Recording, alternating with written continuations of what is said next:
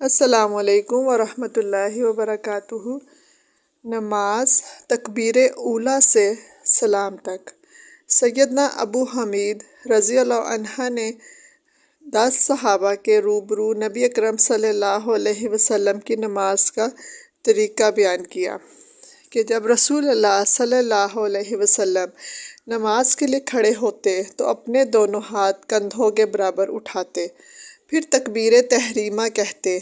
پھر قرأت فرماتے، پھر رکوع کے لیے تکبیر کہتے اور اپنے دونوں ہاتھ کندھوں کے برابر اٹھاتے، پھر رکوع کرتے اور اپنی ہتھیلیاں اپنے گھٹنوں پر رکھتے،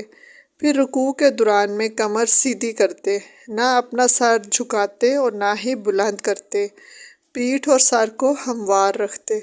پھر اپنا سر رکوع سے اٹھاتے تو کہتے سمع اللہ لمن حمدہ، پھر اپنے دونوں ہاتھ اٹھاتے یہاں تک کہ انہیں اپنے کندھوں کے برابر کرتے اور قومے میں اطمینان سے سیدھے کھڑے ہو جاتے اور اللہ اکبر کہتے اور زمین کی طرف سجدے کے لیے جھکتے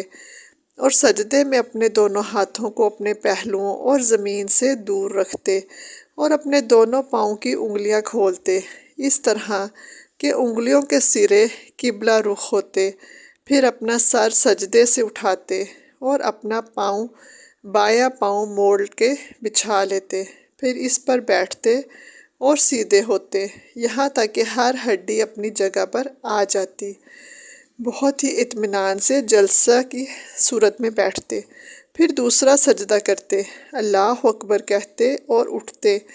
اور اپنا بایاں پاؤں موڑتے، پھر اس پہ بیٹھتے اور دل جمعی سے اعتدال کرتے یہاں تک کہ ہر ہڈی اپنے ٹھکانے پر آ جاتی، اطمینان سے جلسہ استراحت میں بیٹھتے اور پھر دوسری رکعت کے لیے کھڑے ہو جاتے،